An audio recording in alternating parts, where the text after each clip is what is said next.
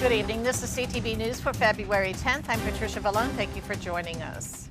Well, following the lead of the FDA, Maryland is cracking down on e-cigarette sales. Comptroller Peter Franchot says e-cigarette use among teens has skyrocketed from 5% in 2011 to 28% last year. Considering the number of deaths and injuries attributed to vaping, Franchot says Maryland has to take aggressive action. My view, Maryland cannot and must not sit by idly as our kids are getting addicted to nicotine and are getting hurt by these unregulated products that are in some cases marketed directly towards young people. That's why today, utilizing my authority as the chief tobacco regulator of the state, I'm directing my field enforcement division to issue a notice to all wholesalers and retailers of electronic smoking devices. The notice will state that effective immediately, agents within my field enforcement division will strongly apply the provisions of the new FDA regulations that prohibit the sale of flavored cartridges. The FDA recently announced that it would begin enforcement action against all brands of e-cigarettes except for tobacco and menthol. Following the Iowa Democratic Caucus controversy, some voters are questioning the nation's political process. The caucus featured an unsecure app to tally votes, but major technical issues resulted in a delay in the final count. Meanwhile, University of Maryland students are watching the presidential race closely.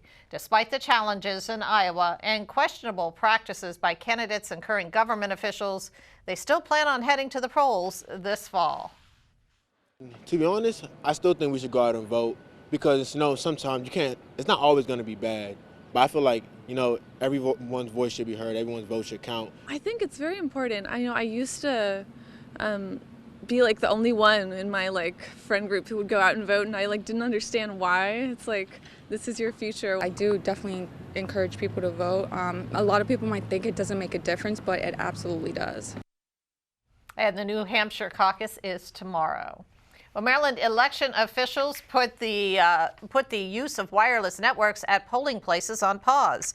This comes following a malfunction during Tuesday's special congressional primaries in Baltimore. The wireless system is designed to transmit real-time voter information to the state office in Annapolis. Now, the plan was to install the network at 1,300 polling locations across Maryland's 6 largest jurisdictions, including Prince George's and Montgomery counties. But its failure with low voter turnout has officials fearing that it will not be able to handle a large volume for the upcoming primaries and the general election. President Trump has released his budget for fiscal year 2021. The $4.8 trillion plan will increase military spending while cutting funds for non-defense programs. The Environmental Protection Agency, Health and Human Services, and HUD will all see cuts. Medicaid will see a reduction of $920 billion over the next decade, and food stamps would lose $181 billion. So we're putting out a plan today that over a period of not that long a period of time brings our budget and our deficit down to what it should be, which is close to zero. And I think people are going to be very impressed by it.